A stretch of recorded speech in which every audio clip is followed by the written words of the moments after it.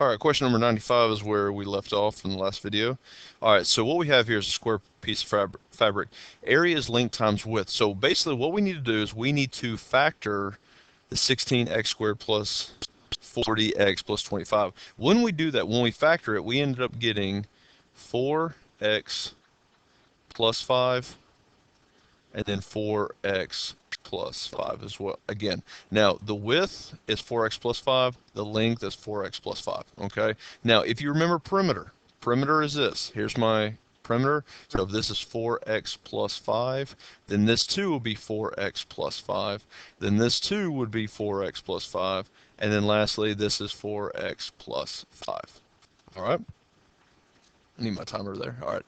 So in order to figure out the perimeter, what we need to do is add everything up.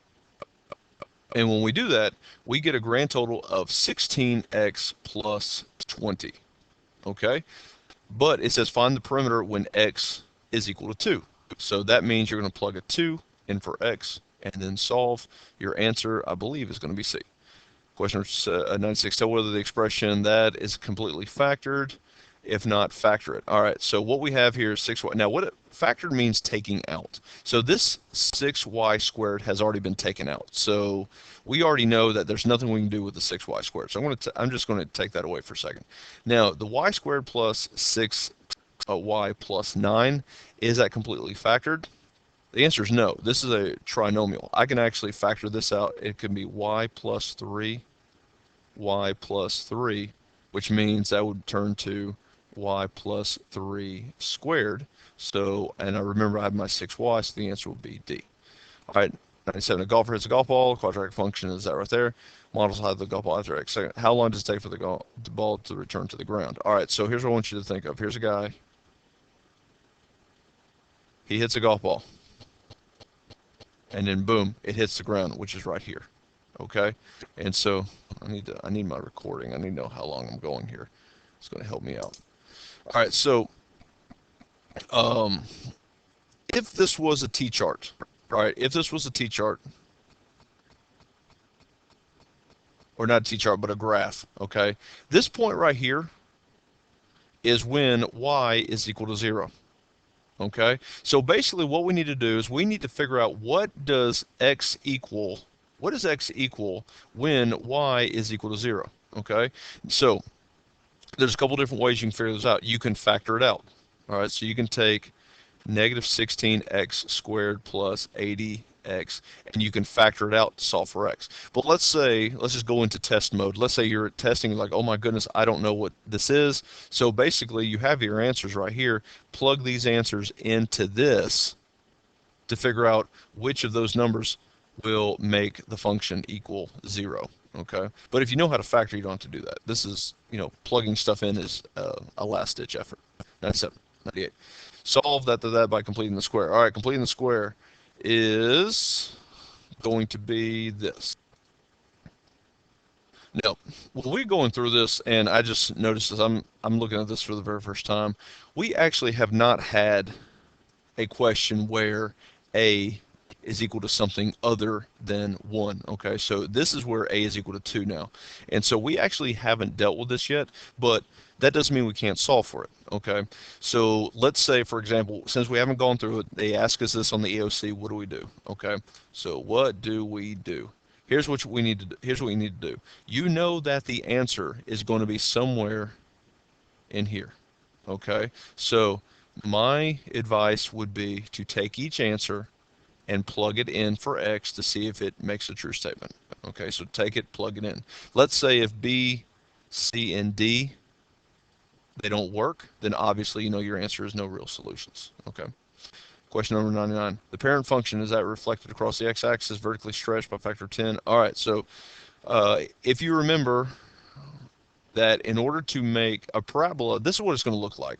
I mean, that's what my parent function is. It's a parabola, or a U, okay? And so my formula is f of x is equal to a x minus h, close it up, square it, plus k. Remember that a tells me if it's a stretch or shrink, H tells me if I'm moving left or right. K tells me if I'm moving up or down.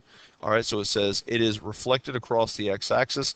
That means A is going to be a negative A. So it's going to be a negative A vertically stretched by a factor of 10.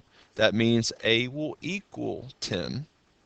It's translated 10, right 10 units, or okay, I'm sorry, right 10 units. Now that means it's going to be H, but it's always going to be the opposite. Okay, so that means it's going to be minus 10, and that's it. So that means it's going to be g of x, because that's our new one. G of x is equal to negative 10 parenthesis x minus 10 squared, which I believe is B. All right. Find the roots of the equation by factoring. Basically, what you're doing is you're factoring it. Okay. Remember, put everything on one side. So you have 0 is equal to 5x squared minus 30x plus 45, and then you're solving for that. You should know how to factor, but let's say, once again, let's go with the test. You don't know how to factor. You're like, oh, I'm messed up. I don't know what I'm doing. Easy. You know the answer is right here. Take your answer and plug it in and see which one works. All right? Which I'm not encouraging you to do that, but just in case you're taking a quiz, or I'm sorry, just in case you're taking the test and you forget. All right, write a quadratic function that fits the points here, here, and here. We haven't necessarily really worked on this in class, so let's once again take the test work against itself, take each answer, and plug it in back into the equation. So what that means is, for that very first one, x will equal 0, and then f of x would equal 6. So which one of those meets that criteria? And it's got to work for every single point. Okay, 22 or 102. Describe the graph of that in terms of transformations. All right, so this plus 6 means it's moving to the left 6, because remember, it's always opposite. This minus 2 means it's going down 2. So the graph translated 2 units to the right. No, we're going 6 units to the left. That's where we're going, and 2 units down. I believe it's B. What is the equation of the circle with center this, radius this? Remember that the equation is x minus h squared plus y minus k squared is equal to radius squared. Remember, 0 will be my h and k. Nothing's being added to it, but 10 is my radius, but it's radius squared. So what that means is it'll be x squared, because x minus 0, you don't need to do anything, plus y squared is equal to 100. All right. 104. What is the radius of the circle? All right. Remember, 25, this represents my radius squared. So you just got to d-square it, so to speak, and that'll get your radius. What is the equation of the circle with center this and diameter 36? They're trying to throw you off here with a diameter of 36. Diameter 36 means the radius is going to be 18. But remember, when you take 18 and plug it back into the equation, it needs to be squared. Okay? What is the center of the circle with the equation of this? The center of the circle. Basically, that just means taking the numbers here and figuring out where your locations are. Well, you have this 8 with the x, but it's in parentheses, so that means you're going to be moving over to the 8, moving over 8, and then minus 3, me going down. I'm sorry, not going down, going up 3. Okay, because remember, anything in parentheses is always going to be opposite. All right, so it should be 8, 3. 107. What is the equation of the circle with the center of that and radius of 9? First off, as a radius of 9, we're automatically squaring it. Well, that doesn't help us out at all, because they're all 81s. Secondly, you have negative 5. That means when it goes into my problem, it's going to be positive 5. Well, I'm going to tell you x squared minus 5, that doesn't work. So that's plus 5 plus 5 plus 5. All right, that doesn't help out. All right, so this is a positive 2. That means when you plug it in, it's going to be a negative 2, which, all right, so C's gone. That doesn't work. Oh, we have a subtraction sign there. That doesn't work either, because that's not even a part of the problem or the formula. It's always addition.